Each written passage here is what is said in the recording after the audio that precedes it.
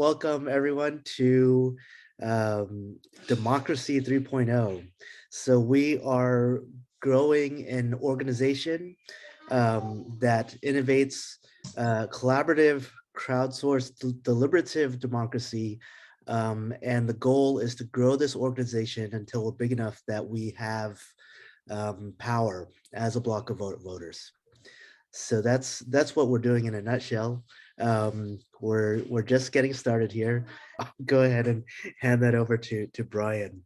Go ahead, Brian. Eddie, as you guys know, I work on trying to unionize voters around a specific legislative package, the Blueprint for a Better America, to end poverty with universal basic income and mass incarceration with major criminal justice reform, and ending the endless wars by bringing our troops home and downsizing the military and rethinking some of the foreign policy issues that just cause so much unnecessary suffering around the world. But I appreciate the opportunity to share this space and talk with other people about these ideas and how to put them into action. Yeah, I don't know if you want any more. I'll stop there. I see someone else in the room here. We haven't met. Richard. Hi, Richard. Yeah, hi y'all. Hey Neo, how you doing, brother?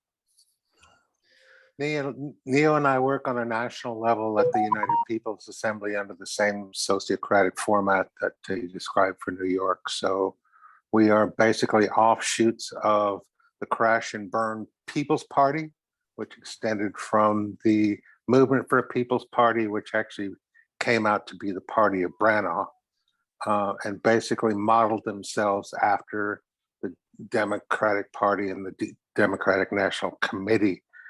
There is virtually no difference between the two now, except they have different names and believe the other is different somehow.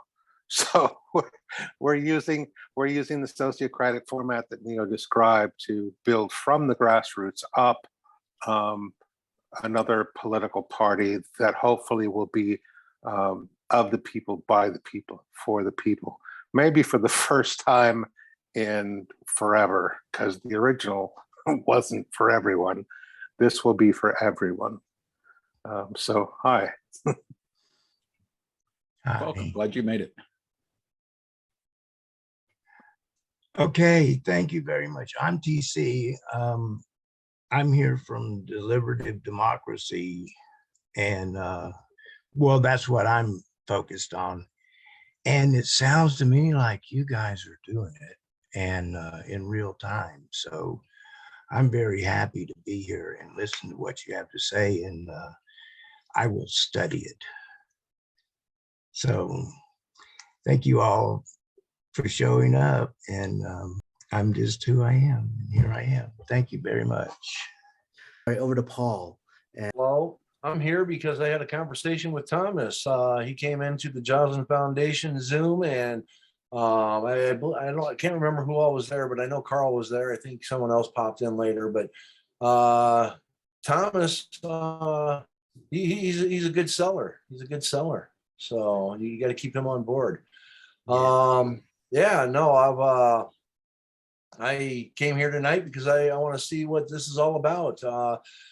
The way I see it is, I was a long life Democrat. Then I went back to school in 2008 and then became an independent. No longer believe in left and right politics because it's all corporate propaganda to, choose a side and defend it to no end, whether it's right or wrong. And that's not what I'm about. I wrote a book, The Red Herring Effect, and it's a nonpartisan book. It's not about left or right. It's about, here's what the issue is. This is what we need to do. And here's a solution for it. Okay. Now, granted, my solutions aren't the only solutions. If other people have other solutions, I got open ears. If somebody has a better way to do things, I got open ears. So this is why I'm here, and I'm reaching out just like you guys are reaching out and trying to make, this country a better country for everybody equally. And that's my objective. So the more connections we can all make and the more we can come together on things, I say the better it is for our country. Christopher, over to you.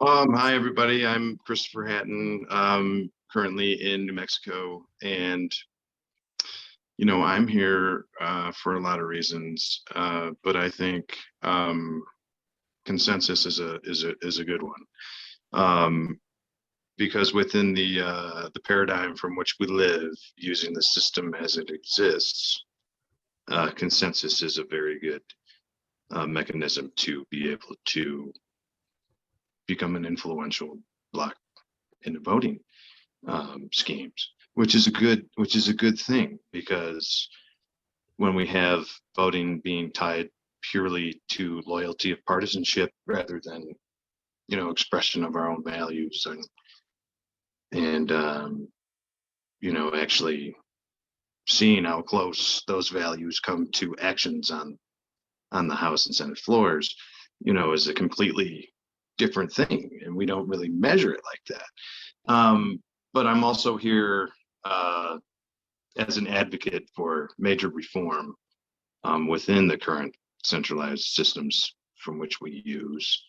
And then also as a creator for external influences, which can alleviate some of the pressures that government and business would otherwise think that they would have to provide for us.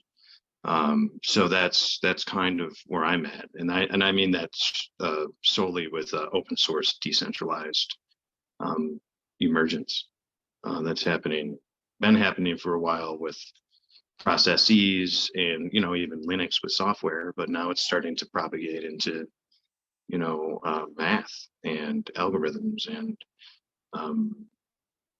some of these tools can be built into things that can increase standard of living, quality of life for people without negligibly affecting their individual budgets. So that's something I'd like to talk with everybody more about, and I hope that these types of mechanisms can be incorporated into our government system as it exists now, and that some deflationary pressures can start to happen on the necessities, which is important.